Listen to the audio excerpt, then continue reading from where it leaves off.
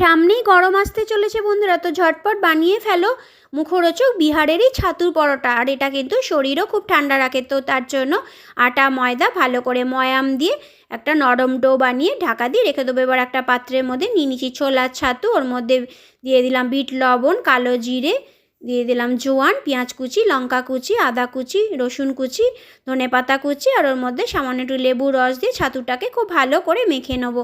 এখানে কিন্তু কোনো রকম জল ব্যবহার করব না। তারপর যে আটা মেখে রেখেছিলাম সেখান থেকে লেচি কেটে গোল বাটির মতো বানিয়ে নিয়ে ছাতুর পুরটাকে এর মধ্যে বেশি করে ভরে মুখটাকে খুব ভালো করে আটকে দেবো। এবার খুব আলতো হাতে ভালো করে বেলে নিতে হবে যাতে ছাতুর পুরটা বাইরে বেরিয়ে না আসে। সবগুলো পরোটা এইভাবে বেলা হয়ে গেলে একটা তাওয়ার মধ্যে খুব ভালো করে এপিট ওপিট করে সেঁকে নেবো। আর তারপর অল্প ঘি দিয়ে এপিট ওপিট লাগিয়ে নিয়ে নামিয়ে নেবো। তো সবগুলো পরোটা এইভাবে বানিয়ে নেব, তবে চেষ্টা করবে এটা ঘি দিয়েই বানাতে, তাহলে পরোটাটা খেতে দারুণ লাগে। আর গরমকালে শরীরও কিন্তু খুব ঠান্ডা রাখে এই ছাতুর পরোটা। তো অবশ্যই এইভাবে একবার ছাতুর পরোটা বানিয়ে দেখো, দারুণ লাগে।